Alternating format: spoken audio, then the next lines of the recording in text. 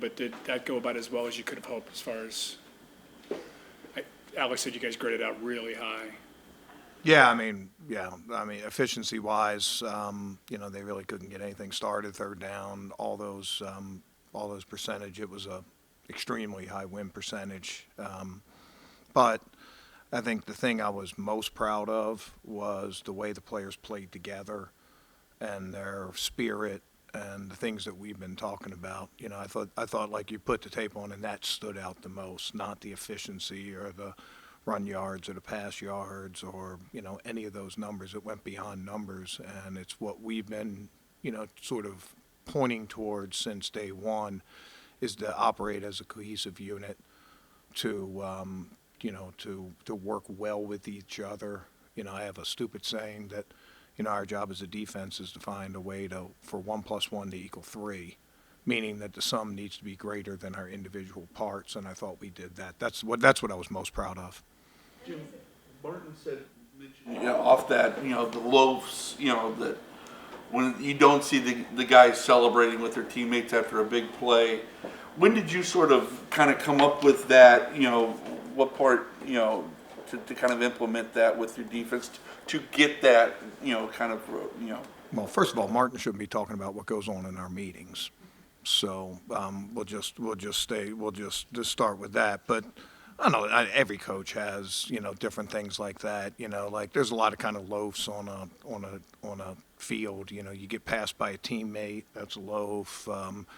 There's all sorts of different, change of speed loaf. You get a guy that's running and then all of a sudden change of speed, that's a loaf. But we sort of added celebration loaf in that, we want to celebrate guys making plays and we want to have energy. And, it's easy when you play a game like we did.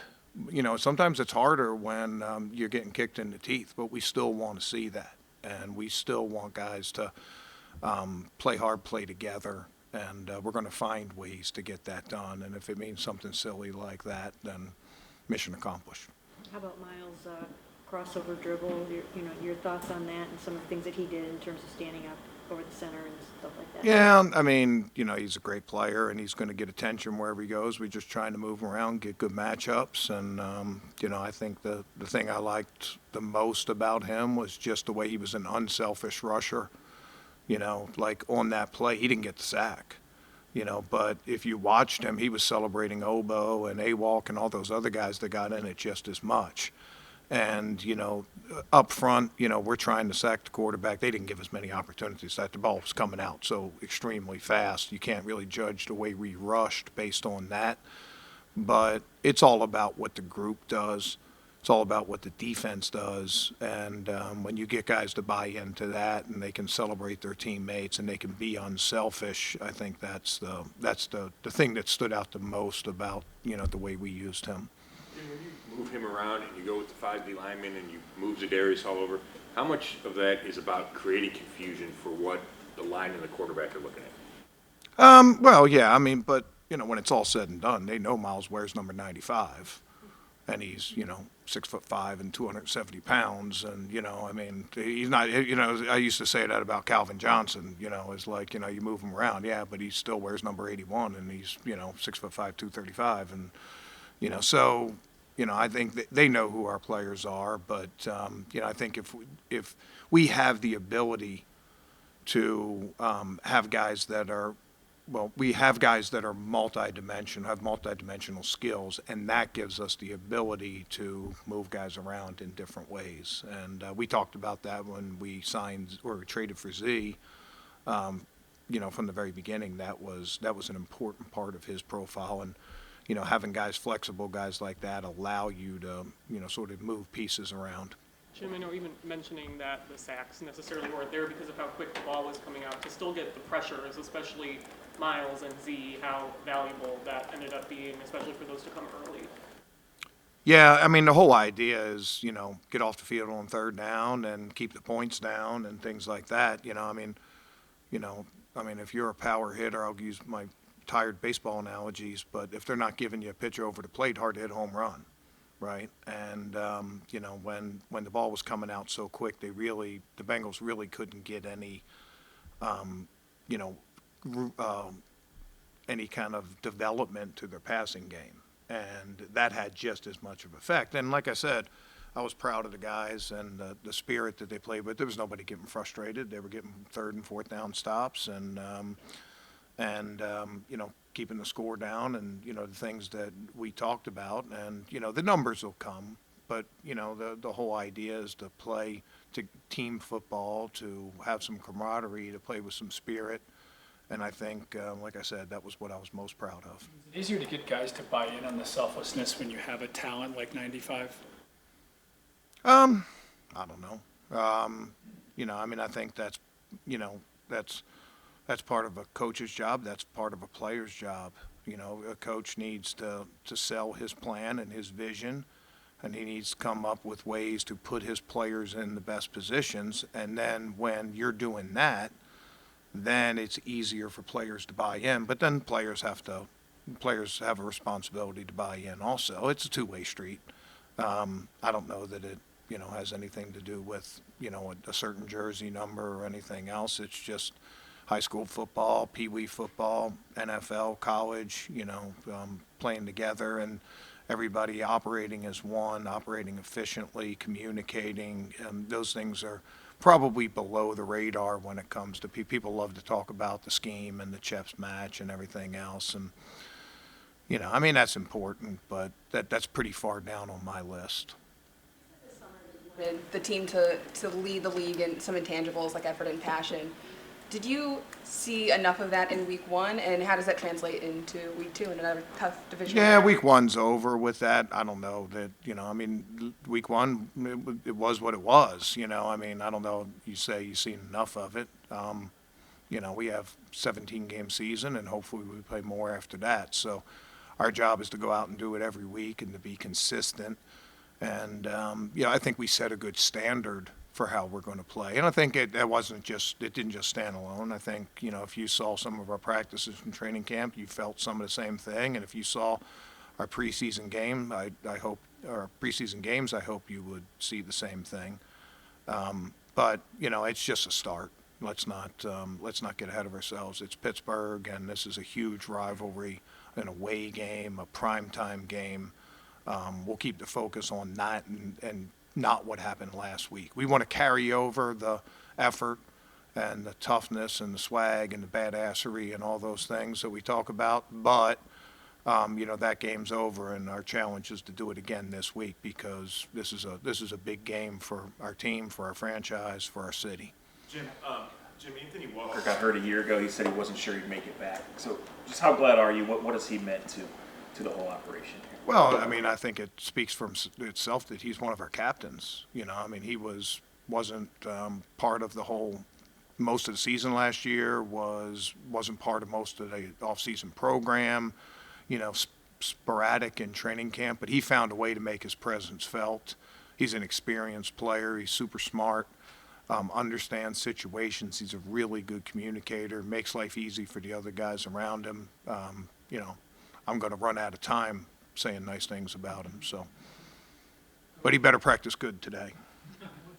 What type of problems or challenges does Kenny Pickett present to your defense? Yeah, he's a guy that, you know, people talk about 50-50 balls, but, you know, I don't know they're necessarily 50-50 balls with him. He wins probably, you know, 70-30 of them, and that's going to be a big challenge for our guys.